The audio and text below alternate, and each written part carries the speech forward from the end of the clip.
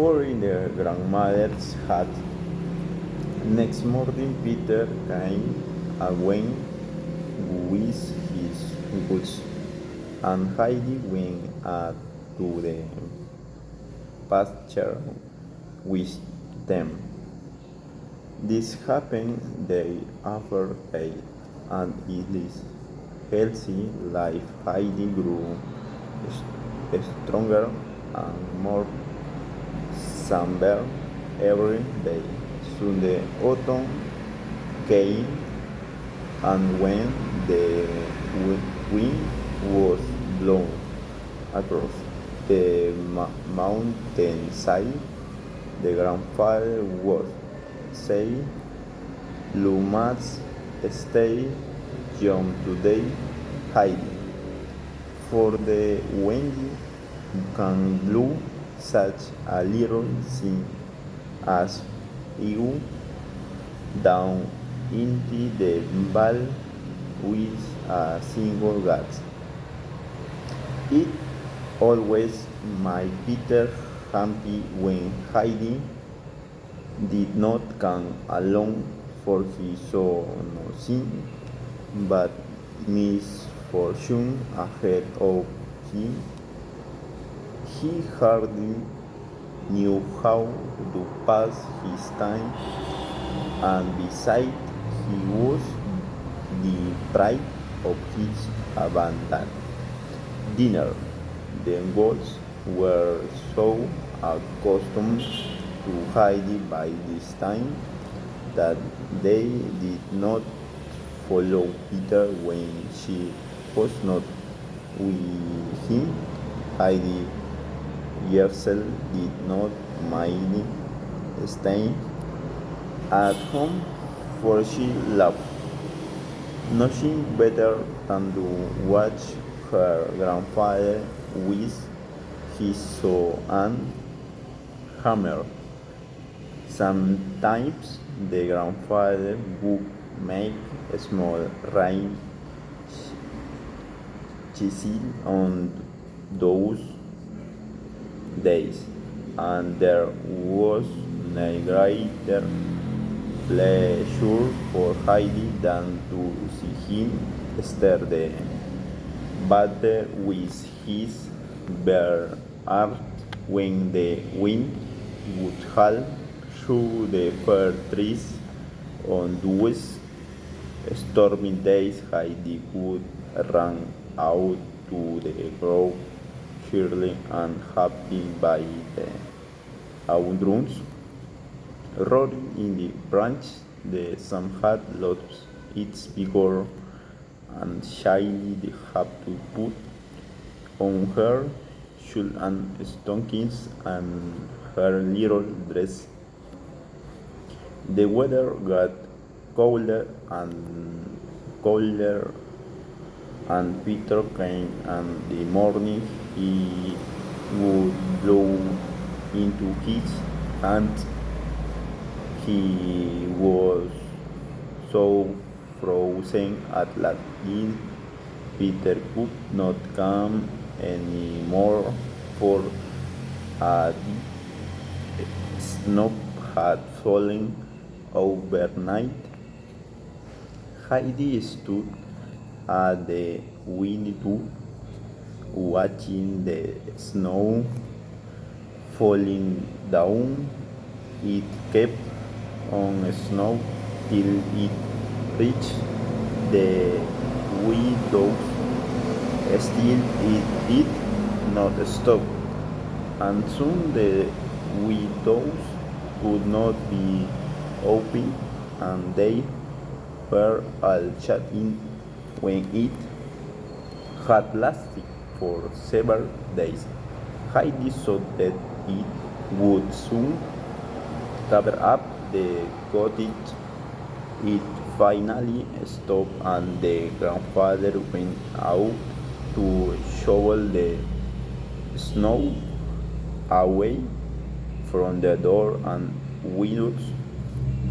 While it but had here and there in the afternoon,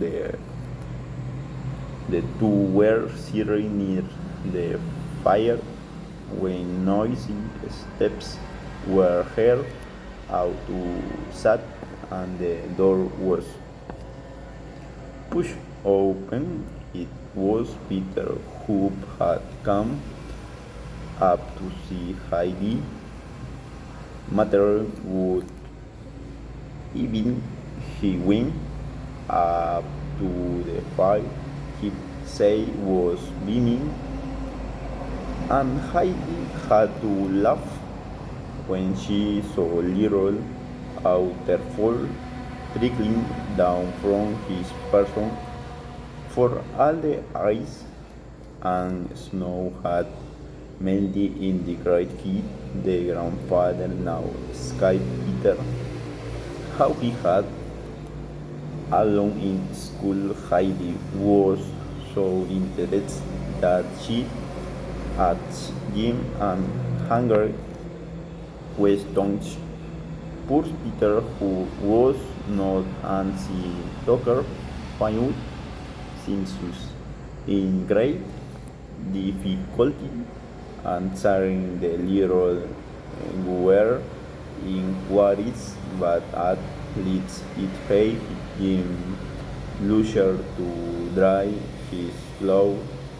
During this conversation, the grandfather's eyes had been twinkling, and at last he said to the boy, "Now to you have been under fire, Jenner.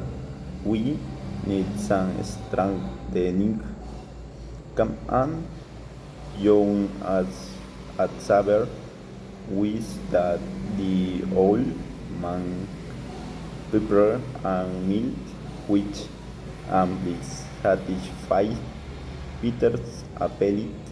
It had begun to get dark, and Peter knew that it was time to go. He had said goodbye to Aunt you when turning to Heidi. He remarked, "I'll come next Sunday. If I may, by the way, Heidi's grandmother asked me to you that she would love to see you." Heidi immediately approved of this idea, and her first were next.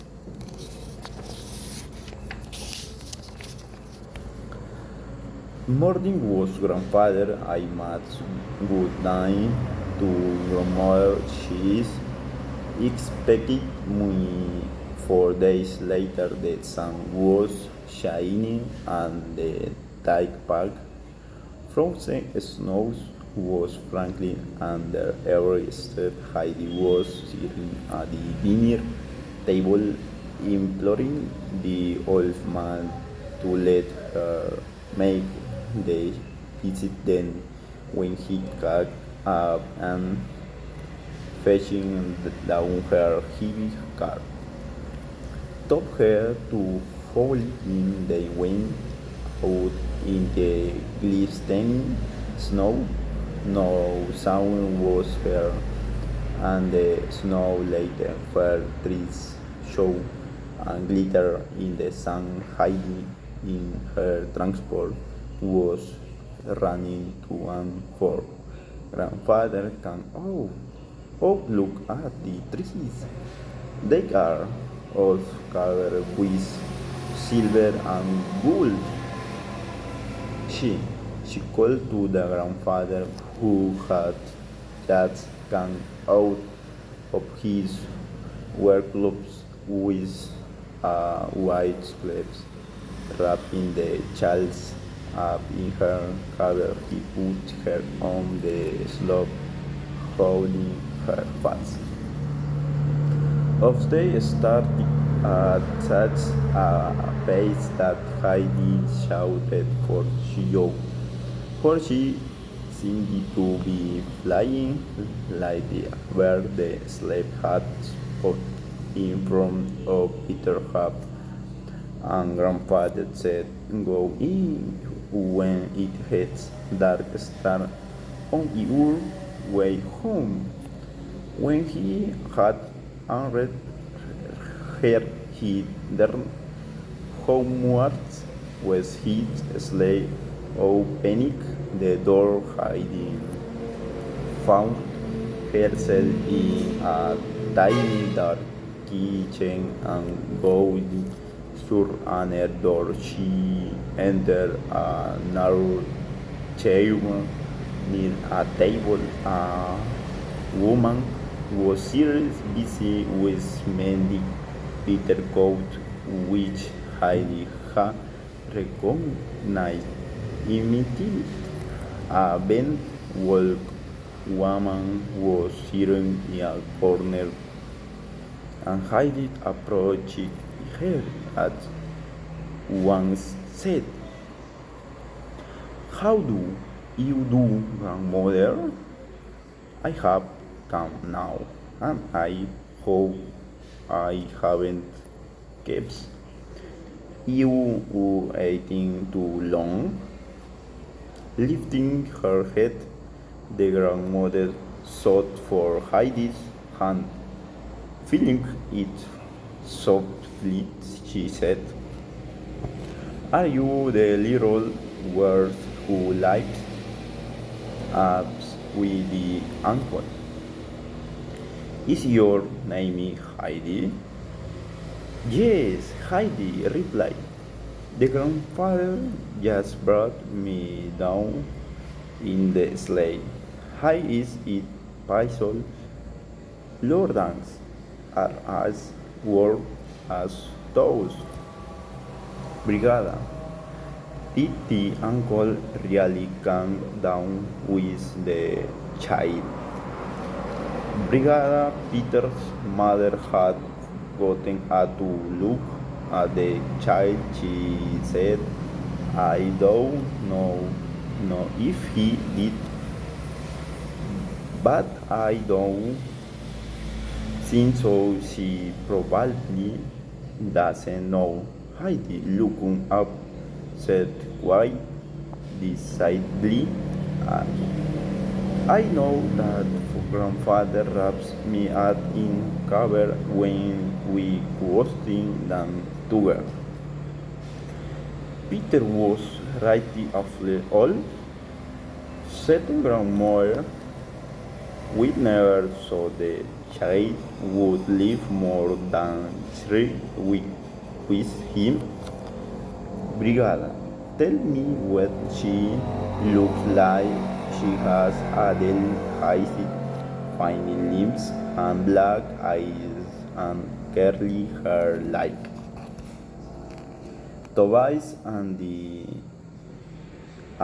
old man I think she looks like both of them." While the wind was talking, Heidi had been taking in everything. Then she said, "Grandmother, look at the shutter over there. It is something loose. If grandfather was here, he would fasten it. It will break. Do we need to paint? Just look at it. What a sight chilly we are," said the grandmother tenderly. "I can hear it, but I cannot eat it. Child, this cottage rattle and creaks, and when the wind blows, it can insure everything. Someday the whole house will break to pieces and fall on top of us. If only Peter knew how to mend it. We have no Aunt Elsa. Why, grandmother, come to we see the shutter?" "Asked by the child. I cannot see anything," lamented the old woman. "Can we see it?" I opened the shutter. to let in the light. No, no, not even then. Nobody can ever show me that.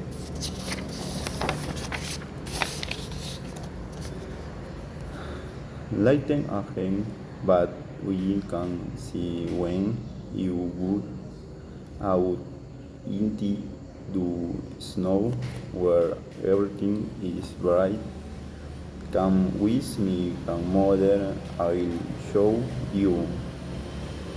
And Heidi, taking the old woman by the hand, tried to lift her out. Heidi was frightened and got more anxious all the time.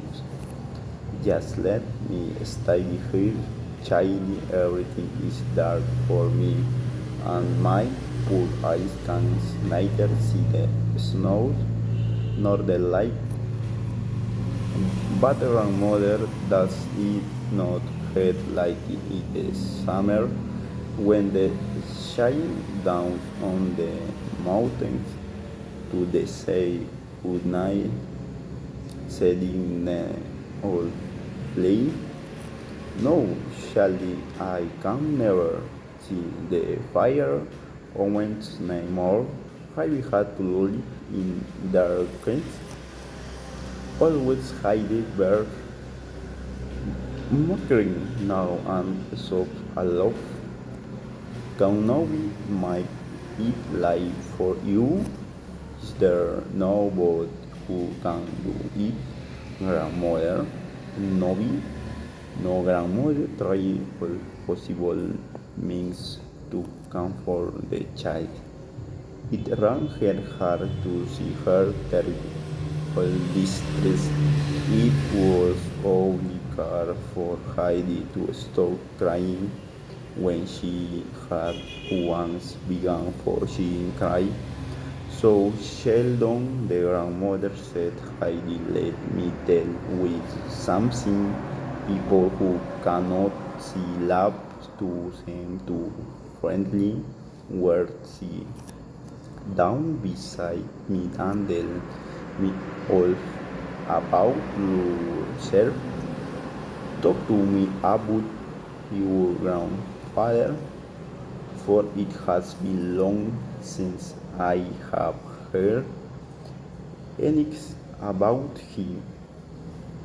I used to know him very well.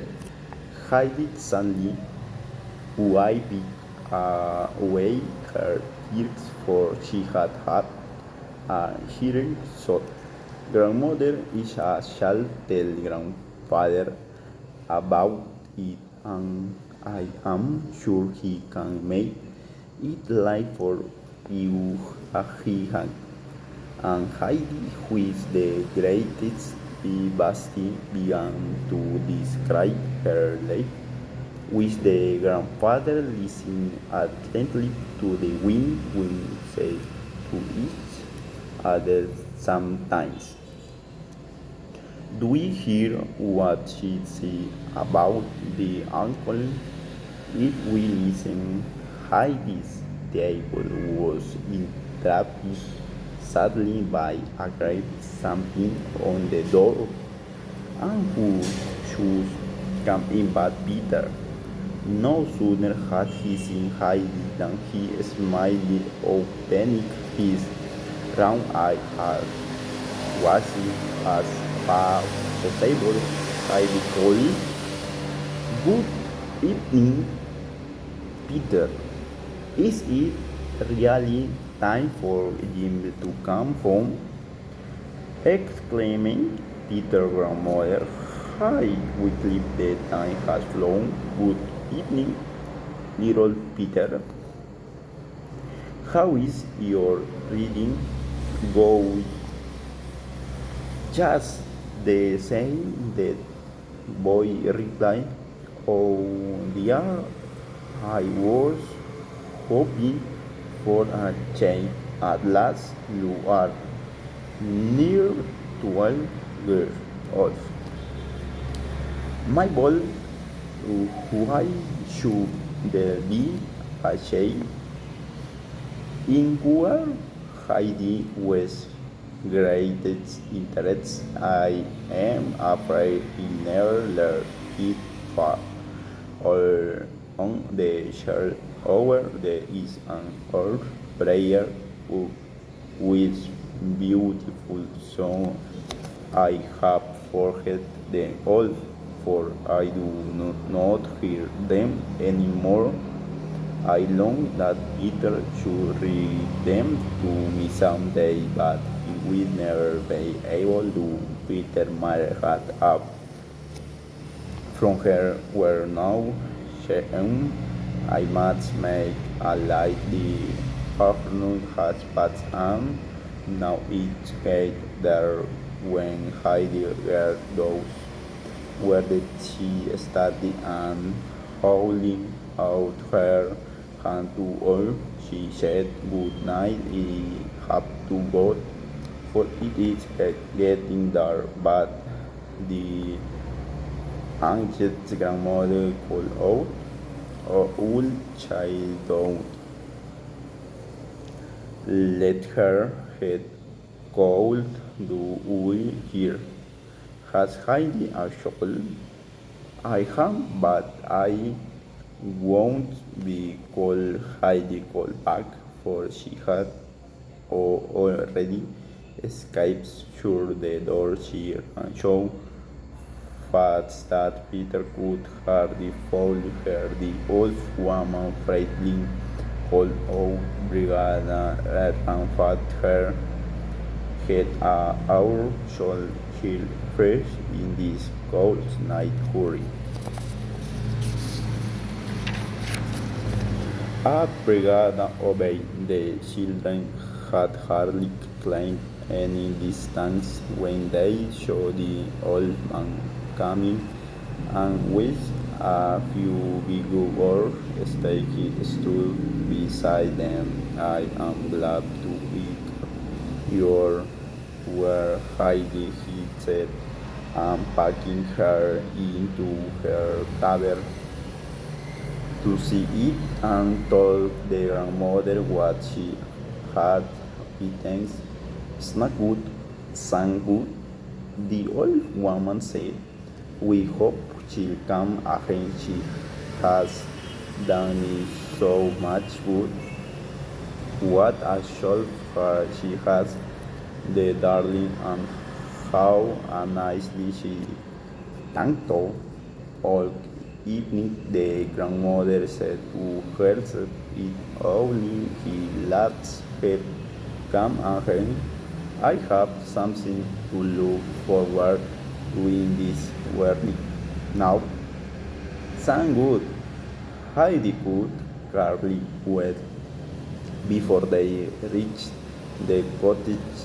She had tried to look on the way, but no. Sounding could be heard through the heavy cover. As soon as they were inside the hut, she began, Grandfather, we must take some nails and hammer down tomorrow. A shutter is loose in grandmother's house and many other places. Stay, everything rattles in her house. Is that so? Who says we must? No book told me but I know. Heidi replied. Everything is loose in the house, and poor grandmother told me she was afraid that the house might fall down, and grandfather she thankful see the light can you help her and make it light for her.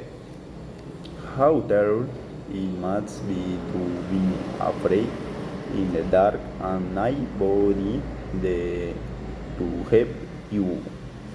Oh please, grandfather, do something to help her. I know you can. Heidi can be blinking to her grandfather and looking up to him with trusting eyes. At last he said, glancing down.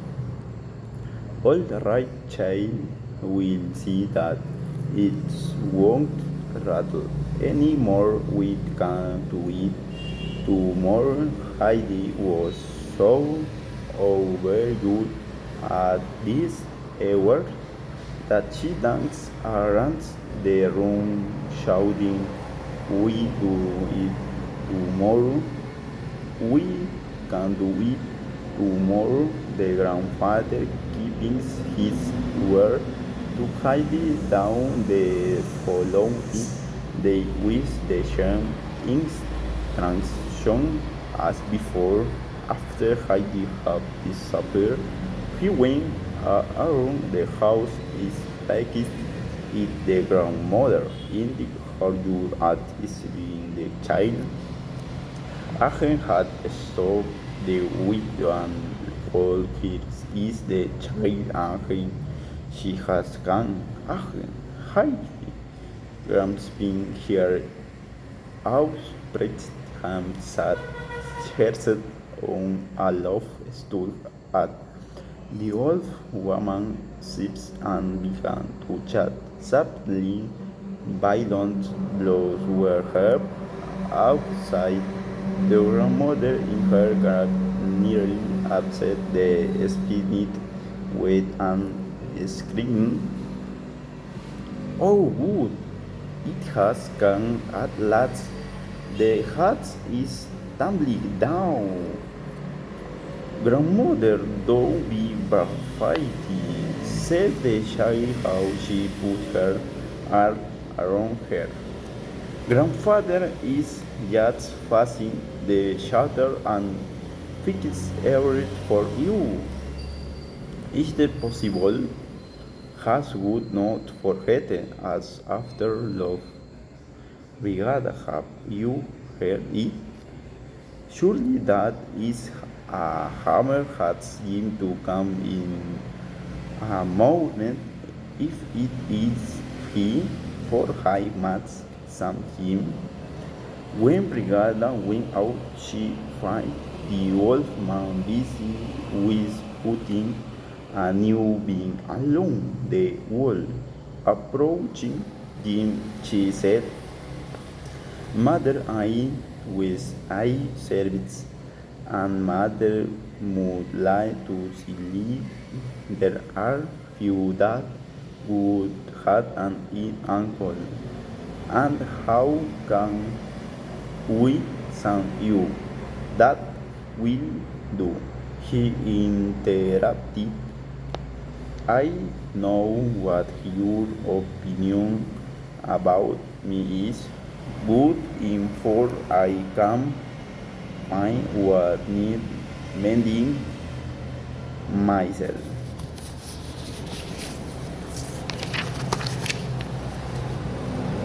Brigada obeyed, for the uncle had a way that no ball could oppose.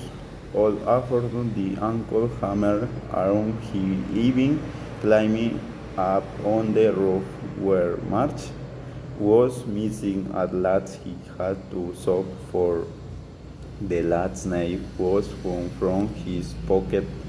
The sergeant had marked in the meantime, and I was ready to root up with him, packed warmly in his arms. As the winter past sunshine had come again into the blinding woman's life, and my her days let start and dreary early every morning. She would begin to listen for Heidi's footsteps, and when the earth was walking and the child ran in, the grandmother exclaimed every time, "More for you. Thank you, good. She has come home." Heidi would talk about her life and make the grandmother smile and laugh, and in the bad way the hour flew by. In former times the old woman had always said, "Brigada, is they not over yet?" but now she always exclaims after hides the parts how quickly the afternoon has gone by. Though it being so, the brigada, her daughter had the accent for I had long ago won her heart.